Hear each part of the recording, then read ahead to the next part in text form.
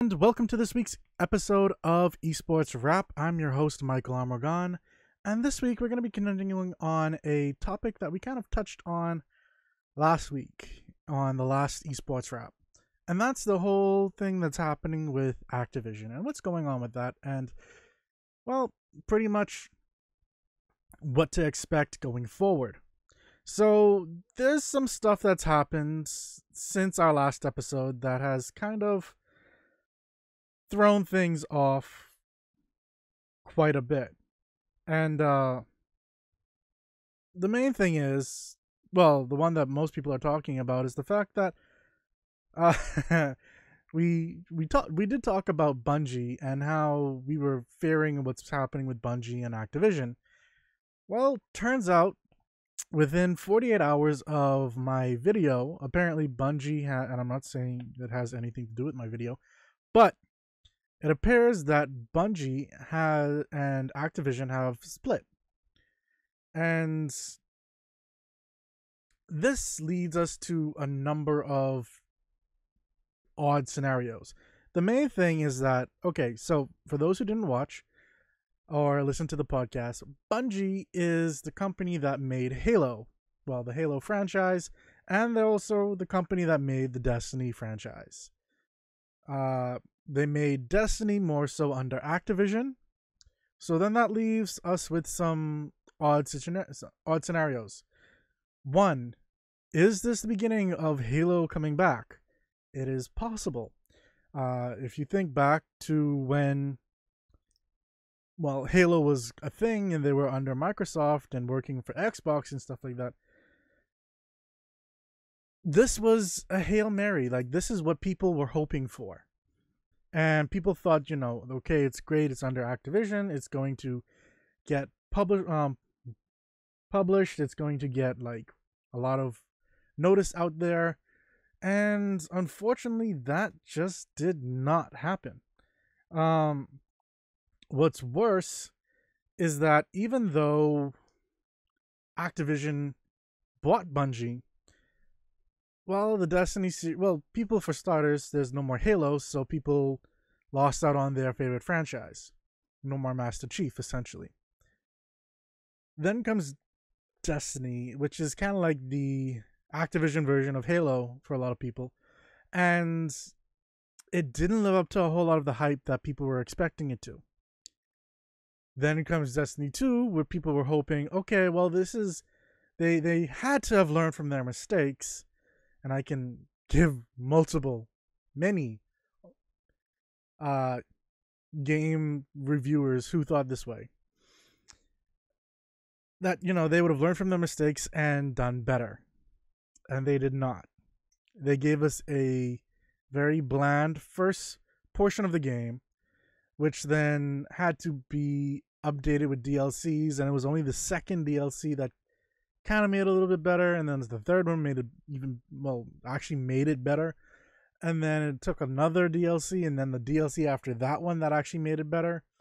So it's kind of like people are hesitant on trusting Bungie. And did I disconnect again?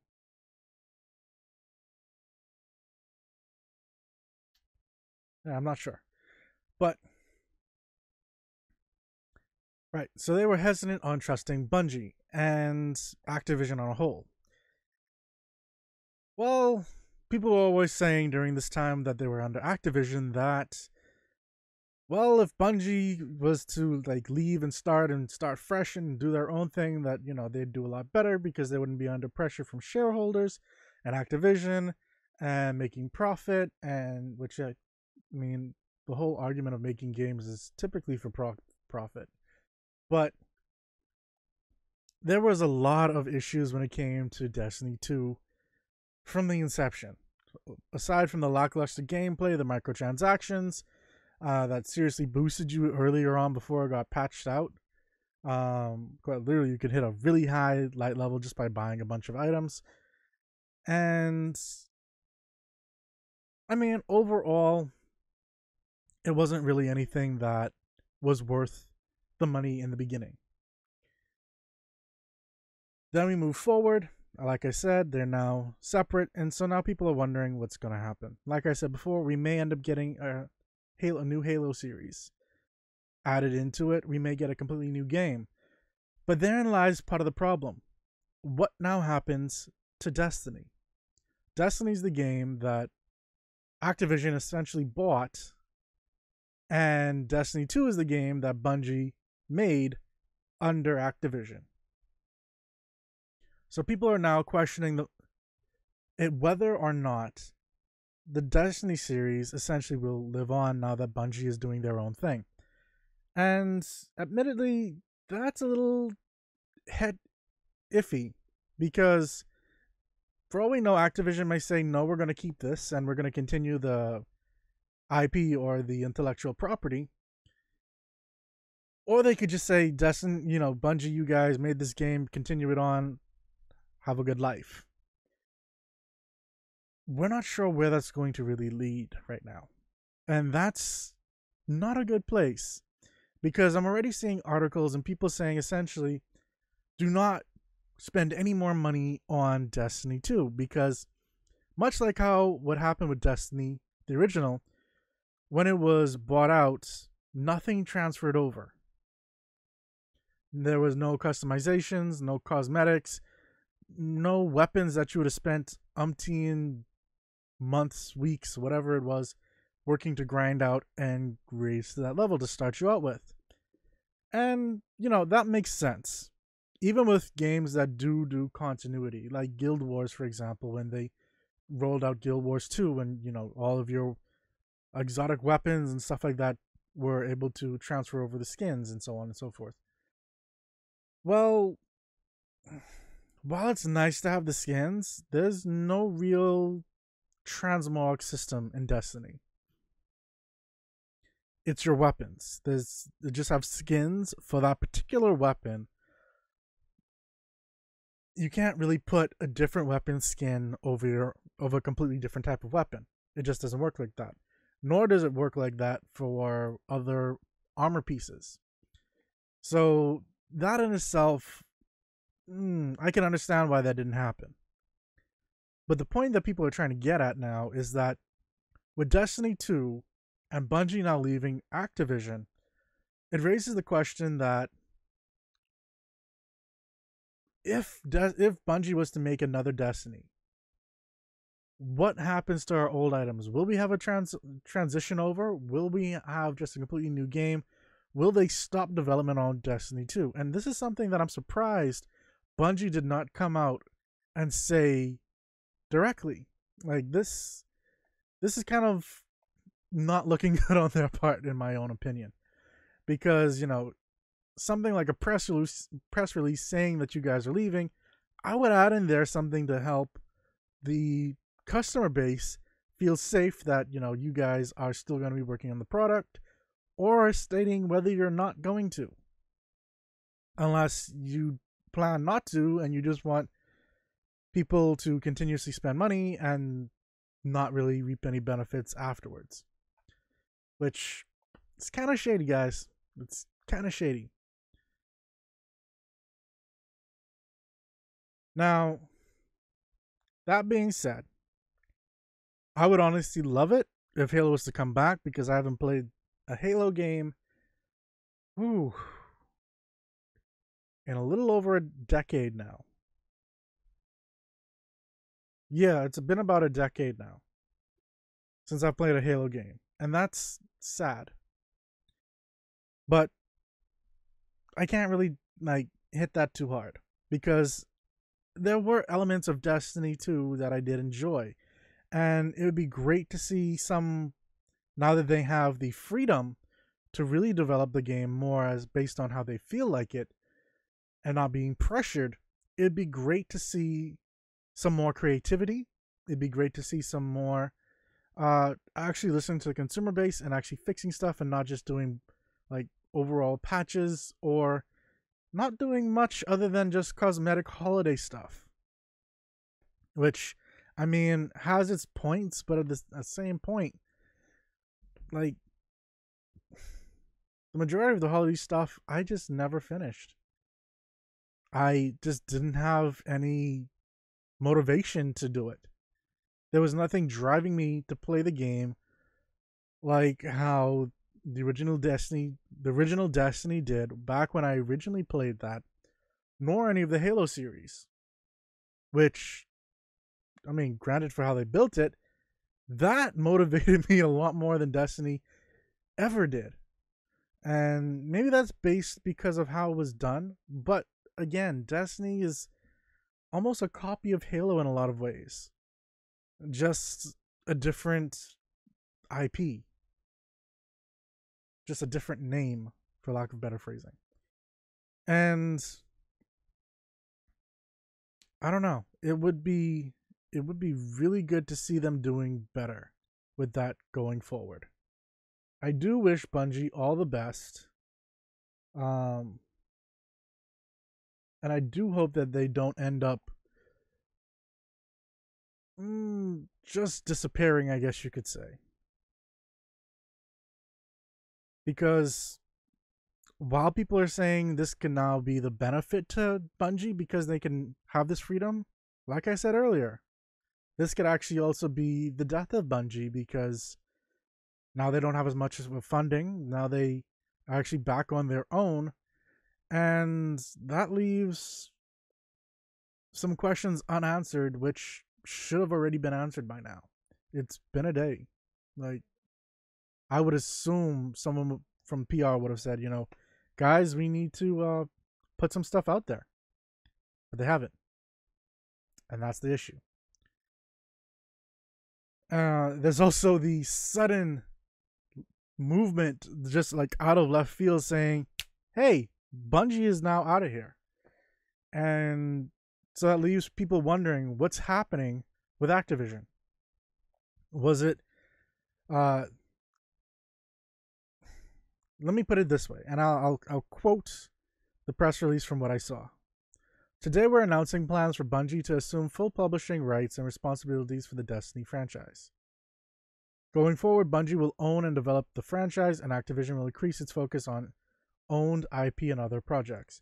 Activision and Bungie are committed to a seamless transition for the Destiny franchise and will continue to work together during the transition on behalf of the community of Destiny players around the world.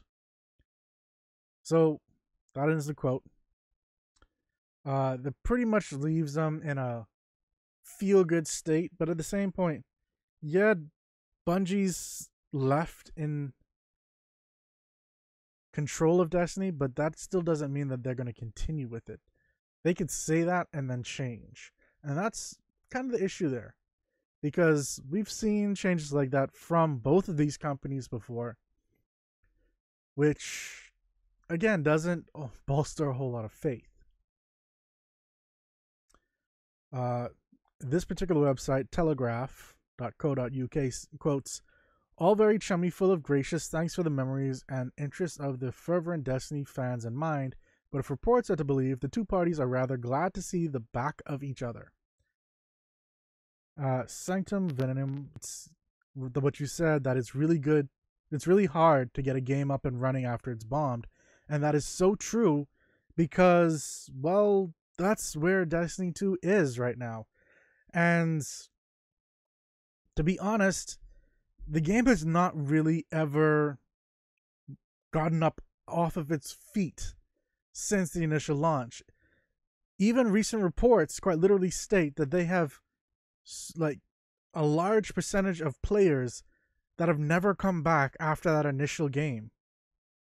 So that's a lot of people that, they played it, they didn't like it, they're not coming back because they already know what happened with Destiny. And they're seeing it happen again with Destiny 2. And they're calling it, well, a burning pile of trash or garbage or whatever you want to call it. And like I was saying, these companies, Activision and Bungie, are glad to see each other go. And to continue on with what Telegraph was saying, Kotaku said that Bungie staff popped champagne and cheered when the announcement was made, apparently tired of the demanding annual schedule imposed by their overlords, while Activision has been publicly disappointed with Destiny's recent commercial performance. Pause. There again lies part of the issue. Activision has kept pushing Bungie to make these changes, like microtransactions and whatnot, which admittedly have gotten better over the past few months to where they're less intrusive, but they're still quite prominent. And, that's Activision. That's what they do. They're all about shareholders. They're all about bottom lines. And it's really, really hard to make a game prosper under those kind of conditions. And Sanctum said exactly. It's exactly what they're doing to Blizzard on a whole. And Bungie's no different from that. With Blizzard, exactly, with her Heroes of the Storm, with the microtransactions and how they put it inside Heroes of the Storm, StarCraft. They've technically made World of Warcraft a cash cow from a long, long time ago by actually allowing people to buy gold with real life money, and pets and all this kind of stuff. So yeah, for the most part, Activision, they try to get as much money from you as possible. Then there's the whole Destiny Immortal thing, which we kind of talked on in the last episode. So yeah, there was a $25 mount. There's a lot of like things or mounts or pets or like little customization cosmetic things essentially that you can buy in WoW, which is disgusting on some levels, but it makes sense because people want stuff. Sometimes they do it for charity, sometimes they don't. But the main point is with them actually selling gold was because of people like Chinese farmers and whatnot, and people go to these third-party websites, buy gold, and it would become an illegal transaction, and people would get banned, and funds would get deleted, and so on and so forth. And so now you can actually just go and buy gold for yourself legally, which is still quite weird.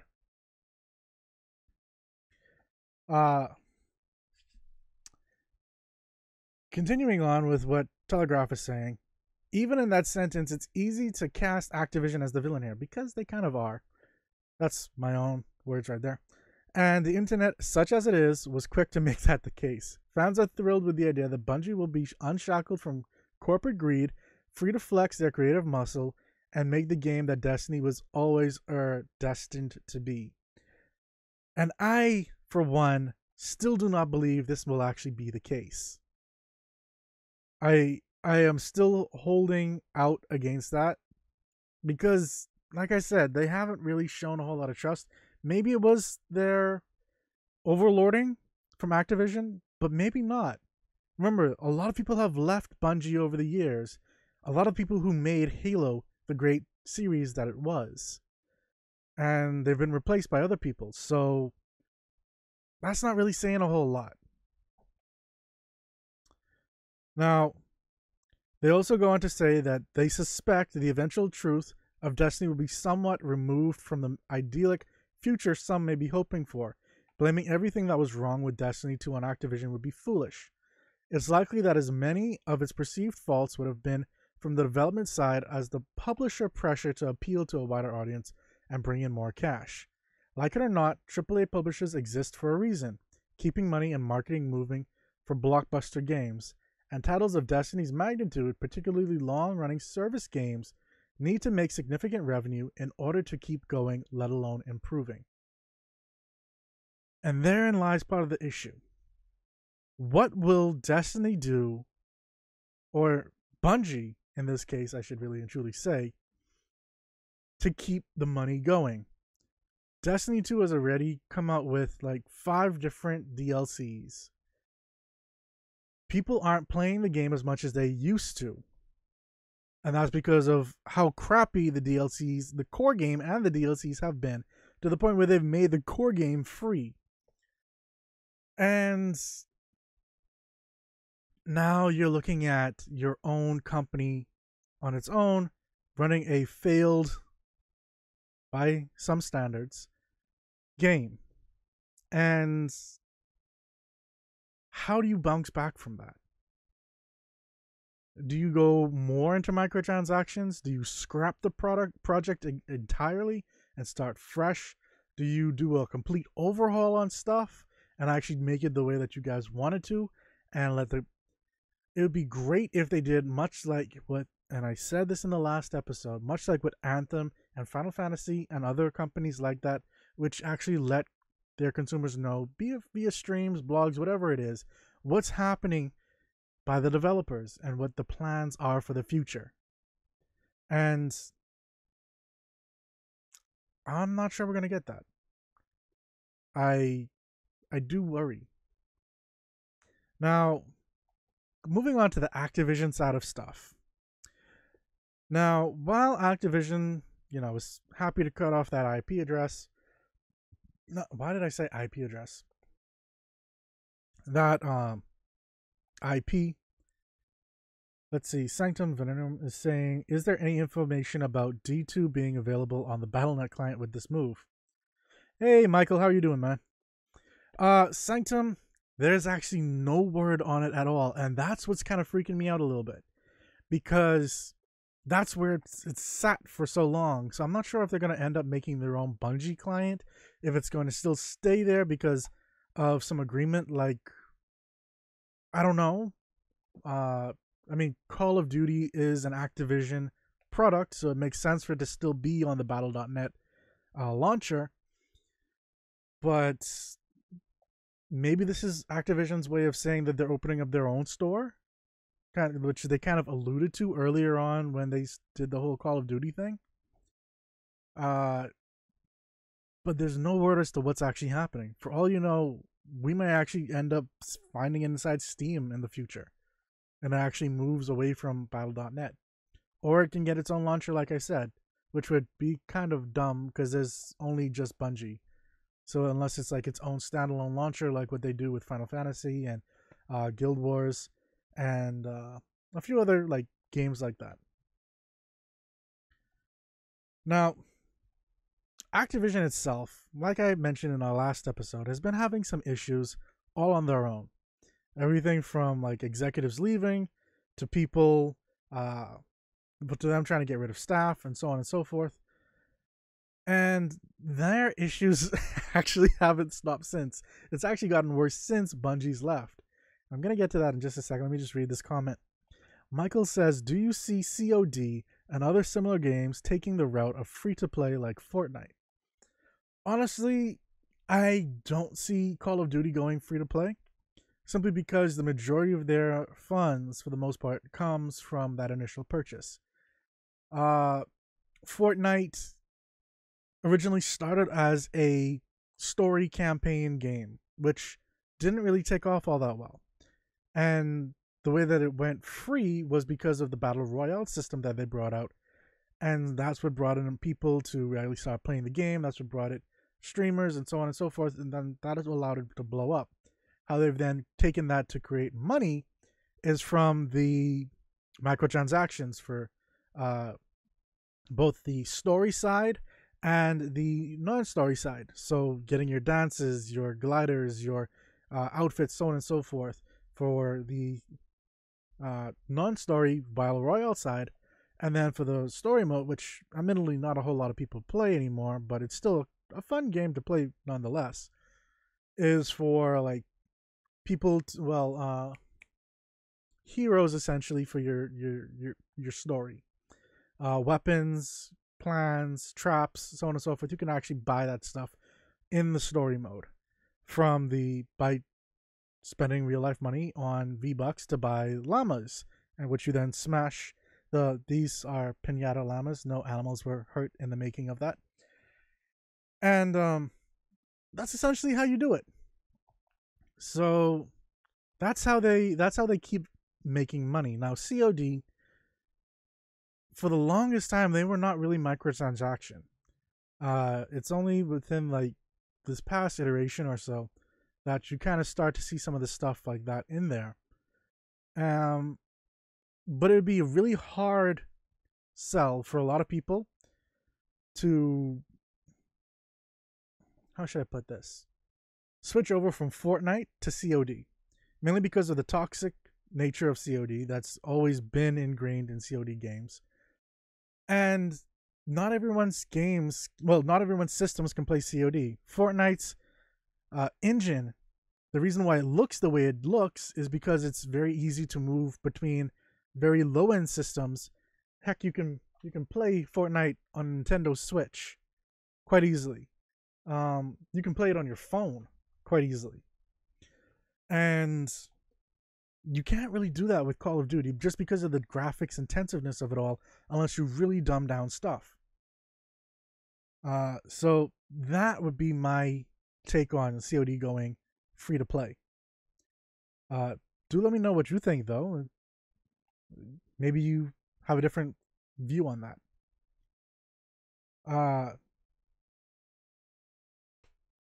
That being said, though, Call of Duty does make that is their annual money spinner or money maker for Activision. Like that one makes a ton of money just because people keep buying stuff and Call of Duty and spending time on it and so on and so forth. Then, there's other stuff that they've been making money with, like an agreement with Dark Souls developer From Software with the upcoming Shinobi game Sekiro Shadows Die Twice. And, they have means to make money. But Activision kind of screwed up somewhere along the lines because now they're actually under investigation for, well, possible fraud. And that's not a cool place to be in. And if I read this particular part from Variety.com, they say that they're under investigation for fraud following claims brought forth by company investors. Law firm the Pomerantis firm announced Monday. The investigation concerns whether Activision and concerns of its officers and directors engaged in securities fraud or other unlawful business practices. This comes in the wake of Activision's recent separation from Destiny developer Bungie. It goes on to say that, quote, and this is the press release, on January 11, 2019, the company disclosed that it would be separating from its design and development partner Bungie Inc., and that Bungie will assume full publishing rights and responsibilities from the Destiny franchise. So on and so forth. Bungie has developed the Destiny franchise with Activision as publisher. In the first 5 days of the Destiny franchise's release, it sold $325 million in retail. Following this announcement, Activision's stock price fell sharply during in-day trading on January 11th, 2019, which was yesterday as when we were recording this episode, and so that's when Bungie left. Bungie goes on to say essentially that we have enjoyed a successful 8-year run and would like to thank Activision for their partnership on Destiny. Looking ahead, we're excited to announce plans for Activision to transfer publishing rights for Destiny to Bungie. With our remarkable Destiny community, we are ready to publish our own, while Activision will increase their focus on owned IP projects. The planned transition process is already underway in early stages, with Bungie and Activision both committed to making sure that handoff is seamless as possible. In a filing with the SEC, no, this is ending off there. They then go on to say that in a filing with the SEC last week, Activision wrote that as a result of the deal, the company does not expect to recognize material revenue, operating income, or operating loss from the Destiny franchise in 2019. So, herein lies some of the other problems. For the starters, we don't actually know what the fraud is based on.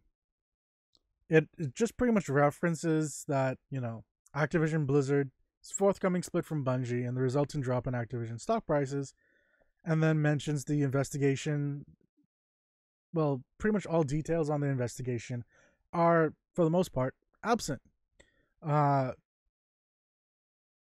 This doesn't help the fact that, while the company is getting rid of, well, staff from customer service and a bunch of other areas to try and cut costs and save money to give investors and apparently they're executives, because they recently got a new executive and he is going to be getting a sign-on bonus essentially for $15 million.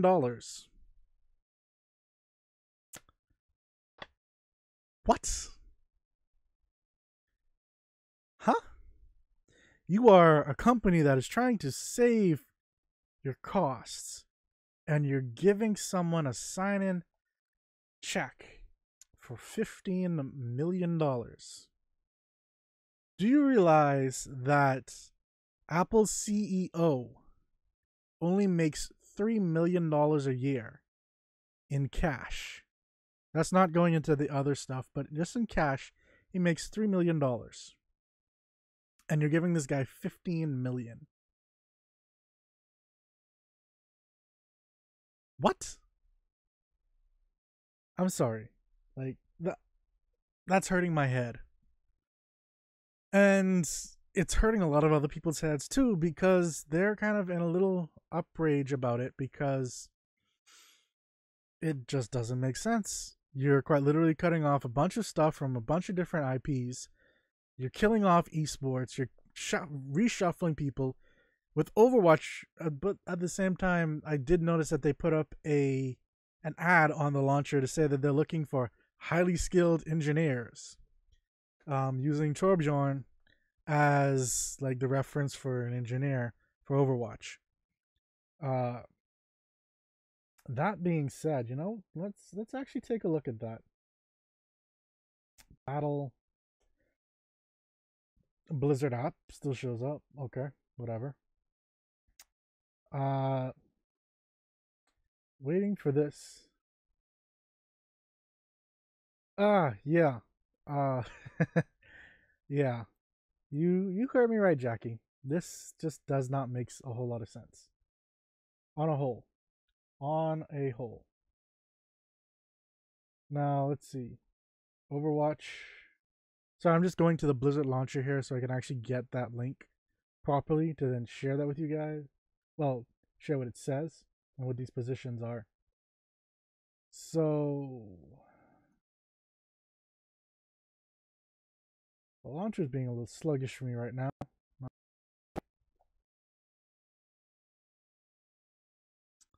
So if I open up the job openings page on Blizzard, they have for art and animation, 3D character modeler, and UI artist for Overwatch. Now these are all Overwatch stuff. For engineering, lead software engineer, senior software engineer, for the engine, gameplay, server, tools, and then software engineers for audio and engine. They're also looking for someone for game UX designer for game design, an associate software engineer for audio for new graduates, a business analyst, a production director, and a writer for Overwatch. Because, they totally didn't make things, well, a lot of people upset when they found out that Soldier 76 was now gay. For whatever reason. I mean, they're probably the same people that were upset when they found out that Tracer was also gay, lesbian. But I mean, it's whatever. I'll still play Tracer. I'll still play 76. They're just characters. It's not that big a deal for me. But you also have their other stuff. So let's actually take a look at Heroes of the Storm. Oh, wait. Heroes of the Storm is not actually having any openings because they're shifting people out. But they have openings for World of Warcraft. They have openings for Overwatch. They have openings for Hearthstone, for Diablo Immortal, for the classic games, and for Activision Blizzard Esports Leagues. Which is interesting because for the corporate administration for the Esport League, they have executive assistant, but it's temporary. For marketing and sales, they have a director. for both CM strategy and analytics, along with partner solutions. This is seemingly very odd for someone that's getting rid of stuff for esports. If we take a look at the Diablo Immortal game, we see that they need a lead artist and a senior quest designer, meaning that they probably lost the people who, or they got shifted over to somewhere else. For the Diablo series, the main one, we have a bunch of openings for art and animation, engineering, game design, new grad roles, and production. Then you've got stuff like Hearthstone, which is pretty much, well, one of their bigger esports games. And guess what? They only have 7 positions open. A senior concept artist, 2 engineer slots for build automation and tools, and then 4 internship slots for final design, initial design, mission design, and UX, UI design. So these are not really that intensive stuff. So I do have to wonder, like, what is happening? By the way, if you're wondering about the Overwatch League itself, that, by the way, also has 6 positions open. 2 for esports, player relations coordinator, for the Korean fluency, which is temp, senior business operations manager for franchises and competition. Then you have global insights for an analyst. Then you have marketing sales for brand manager and senior manager for digital content. And then public relations assistant, which is another temp position. All in all, it leaves me wondering what direction Activision is going to be taking. And this company is one that just does not say these things very well to its people. To the point where, like I mentioned in our last episode, quite literally, they shook people's jobs out from underneath them without giving them any word of advance. Quite literally, streamers, hosts, and and so many other people who were in the Heroes of the Storm community found out, woke up one morning, they had no job. Thanks, Blizzard. You totally gave us a head up there. And now they're under investigations for fraud. Is it insider trading? Is it what? Like, we would... So, I'll say that again. From what I've seen, there's... And them saying that it's officers and/or directors have engaged in securities fraud or other unlawful business practices. And them mentioning the stock prices and so on and so forth. The only thing that really comes to mind is that their officers and directors, I should say, would have sold their stock off knowing and having insider knowledge that they were going to be getting rid of Bungie. Knowing that they were going to be getting rid of Bungie was going to drop the stock prices almost in, like, without a question. So that's probably the reason why right there.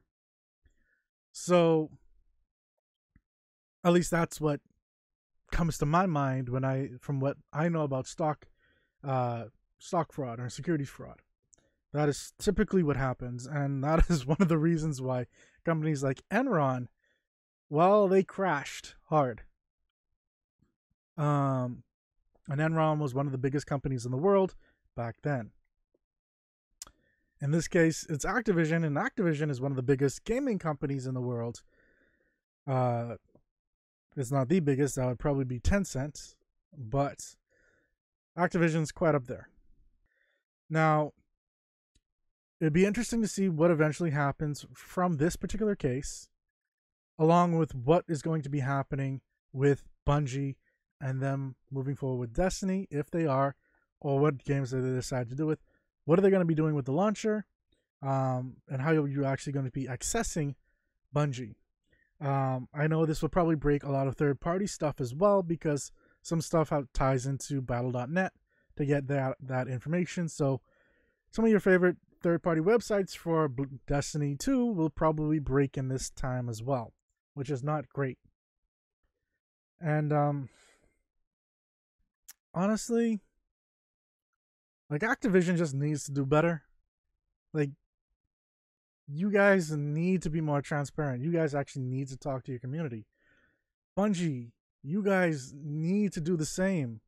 Like, it's great that you guys are saying you're going to be working on stuff, but we need more information than, oh, we're going to be working and we have a great community. Are you guys going to be continuing this? What's happening with Destiny 3? Will there be more DLCs for Destiny 2? What's happening with the launcher? Like, what's happening with microtransactions? What are your plans going forward? They haven't given us any of this.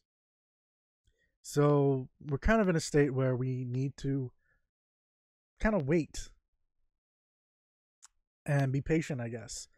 And that's not where the internet likes to be. We like to have our information here and now. That's the internet. So, well, folks, we will have to see what the dice rolls for both companies. And for Blizzard, I should also add, because Blizzard's still part of that entire thing too, because it's still under Activision. Though that'll be interesting to see them pull out on their own. That probably will never happen, though. They'll probably be sold to someone else before that happens, which is kind of sad when you really think about it. But, guys, that is it for this episode of Esports Wrap.